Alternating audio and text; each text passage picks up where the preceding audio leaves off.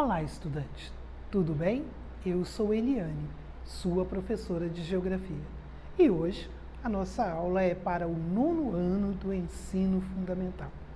É a nossa segunda aula. Tranquilo? Cidadão do mundo. Eliane, por que cidadão do mundo? Por que não cidadão valadarense? Porque nós começamos agora, na verdade, o ano passado, vocês começaram a alargar os horizontes no seu estudo da geografia.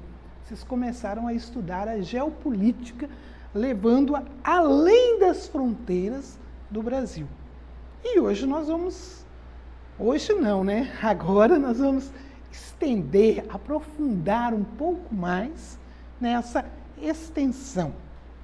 Tranquilo? Nós vamos viajar mais, fazer o que o professor de geografia gosta de fazer, viajar. Ok? Então, organização política e economia mundial. Essa aí, nós vamos trazer isso, né, para a chamada geopolítica, que são essas estratégias que visam essas relações internacionais, essa organização política e econômica na questão mundial. Mas nós temos uma pergunta séria para ser feita para os alunos do 9º ano. Como podemos enxergar essa organização política e econômica em meio a uma pandemia? Nós vamos estudar isso, voltando, tá? Para você poder entender. Nós vamos aprofundar nas próximas aulas também. Mas, nesse momento, eu gostaria que você pensasse como entender essas relações. O mundo vive uma pandemia. É interessante que nós, nos jornais, nós estamos vendo países fechando, inclusive não recebendo voos saindo do Brasil. Interessante. Nós vemos as portas dos Estados Unidos, fechar para voos do Brasil. Na Europa, vários países têm tomado essa atitude, essa decisão. E qual é a influência? Outra coisa, a economia mundial. Nós temos visto que os governos têm dado subsídios, têm levantado ações em favor das suas populações. A própria vacina, que agora está se falando muito, os governos têm tido a preocupação em pagar a vacina para que toda a população venha a estar recebendo. É claro, vai levar um tempo ainda, nós sabemos. Mas, e você enxerga, além do governo do Brasil, você enxerga essas estratégias de âmbito mundial? Além das fronteiras do Brasil, os outros países, você consegue perceber isso através dos jornais, notícias na internet? É interessante, porque hoje é muito mais fácil você enxergar essas organizações políticas e a economia mundial. Por quê? Porque hoje, através da internet, através das mídias, nós podemos perceber e saber, ouvir, ler, conhecer atitudes. Por exemplo, o governo dos Estados Unidos toma uma ação, imediatamente nós temos conhecimento dela. O novo governo norte-americano, o que ele fez? Ele já, os Estados Unidos vai voltar aos tratados que o governo anterior tinha tirado dos Estados Unidos. Porque nós precisamos melhorar sobre as questões ambientais. Nós precisamos barrar a entrada de outros países, de pessoas vindas de países que estão com um alto índice de doenças, de contaminação, pelo vírus. Então, tudo isso faz parte desta organização política. Outra coisa, use máscara, use o álcool em gel, protocolos de segurança. Eles não vieram, por exemplo, não são os Estados Unidos que está mandando o povo brasileiro fazer isso. O nosso governo tem tomado medidas assim, mas por quê? De onde saiu essa orientação? Da OMS, da ONU, que a OMS ela está ligada à ONU. A OMS é a Organização Mundial da Saúde. Então, e é interessante, os Estados Unidos, na Europa, na Ásia, lá na África, as pessoas têm preocupado com o uso da máscara, de usar o álcool em gel, de lavar mais as mãos, com os protocolos de segurança. Por quê? Porque organizações internacionais têm dado essa orientação para todos os países. E nesse contexto é interessante. Vamos pensar micro. Você tem a sua casa. Na sua casa você tem as suas regras. Opa!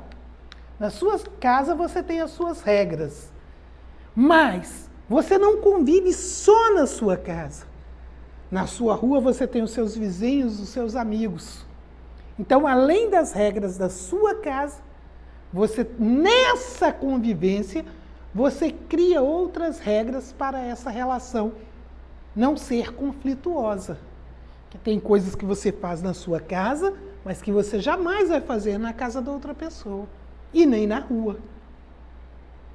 Segundo o filósofo, o homem nasce livre, mas para viver em sociedade, ele abdica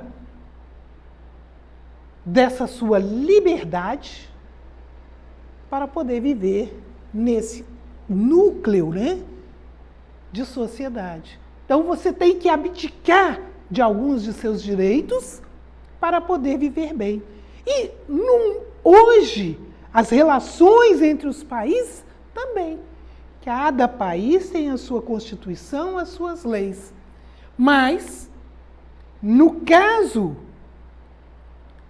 desta pandemia, que é o momento que nós estamos vivenciando, o que acontece?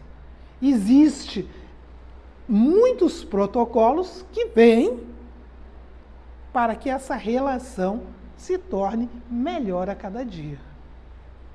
Ok? Mas nós vamos entender, eu quis mostrar isso aqui, mas nós vamos dar um passeio também pela história para a gente entender o que aconteceu antes para a gente chegar no momento atual. Ok? Entendendo a geopolítica. Por meio das grandes navegações, se iniciou a colonização da América e consolidou-se, a passagem da Idade Média para a Idade Moderna. Então, voltamos no tempo. Vamos entender um pouquinho o que era o mundo no momento histórico das grandes navegações. Antes de 1500, vamos entender o que era o mundo conhecido naquela época. Essa parte de amarelo no mapa era o mundo da época. Olhem bem. Nós temos aqui o quê? Deixa eu ver. Opa!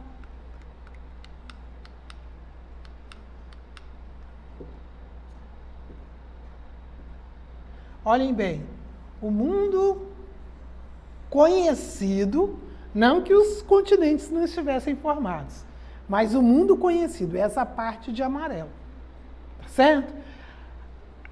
As relações, os conflitos, um momento de muitas guerras, muitos conflitos, estavam aqui.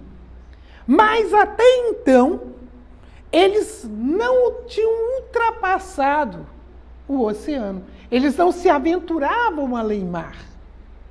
E aí, nós vamos ver acontecer algo interessante. Portugal, né, acompanhado de outros países, a Espanha também. Aí a gente até se lembra que antes de chegar aqui, em 1494, foi assinado entre Portugal e Espanha o Tratado de Tordesilhas, que é aquele tratado que dividia a América. Não é isso? E que depois Portugal avançou e hoje nós temos o território brasileiro, do tamanho que nós temos. E aí nós vemos aqui, foram os primeiros, aqui ó, na Península Ibérica, foram os primeiros a aventurar além mar.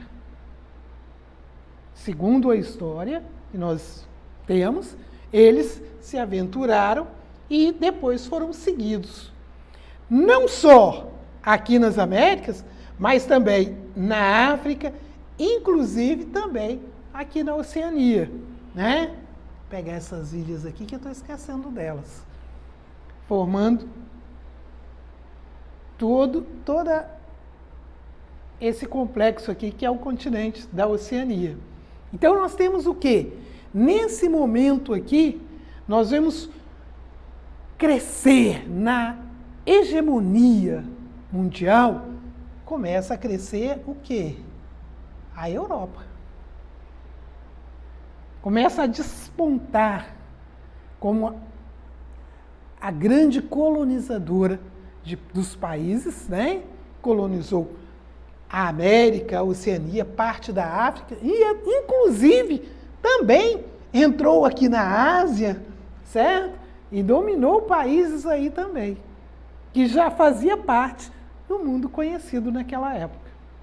E aí nós podemos perceber que esse momento histórico de grande importância, ele marcou o fim da chamada Idade Média até a Idade Moderna. E aí nós vemos acontecer algo de muito interessante. Vêm as grandes navegações, a colonização desses países, e a Europa também tem vários conflitos sociais, econômicos, e passa por várias revoluções, inclusive a Revolução Francesa, a Revolução Industrial, e aí marca um outro corte, vamos colocar na história, que aí nós vamos passar da Idade Moderna para a Idade Contemporânea, que a gente vai vir até os dias atuais. E nisso aí nós temos o quê? A gente chama de eurocentrismo. Parte do princípio que a Europa, né, que é o centro, tudo que envolve, por exemplo, a política, a economia, a moda, se não passar pela Europa, não está legal. Exemplo disso, nós vamos ver nos nossos costumes.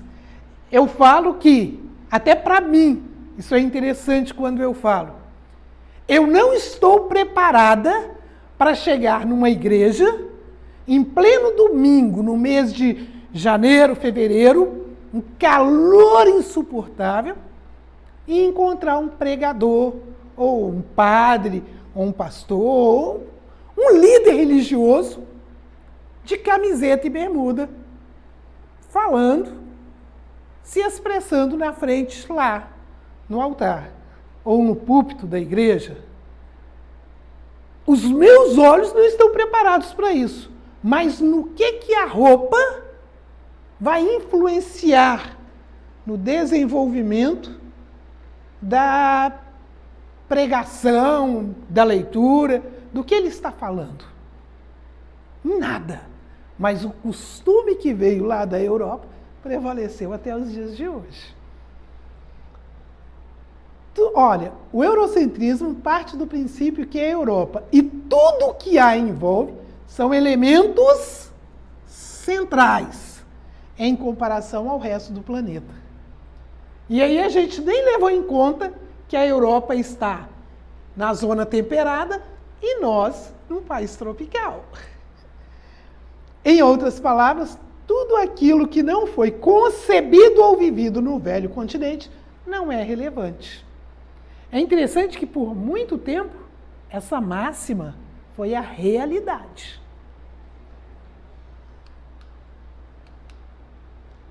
Tá certo? E aí, na idade contemporânea, nós vamos ver que o mundo viveu 2 guerras. E, logo após a Segunda Guerra, nós vamos ver nascer duas potências fora da Europa, Estados Unidos e União das Repúblicas Socialistas Soviéticas. E esse é o assunto da nossa próxima aula. Tranquilo? Então, quero que vocês estejam lendo aí sobre o assunto e para fazer as atividades, acesse a nossa plataforma SMED-GV, faça as atividades, marque que fez, que isso é importante, e aponte para isso, né? Basta você apontar a câmera do seu celular na imagem que aparece no canto da tela. E se inscreva no nosso canal do YouTube e acesse as redes sociais SMED-GV. Ok? Tchau, tchau, até a próxima.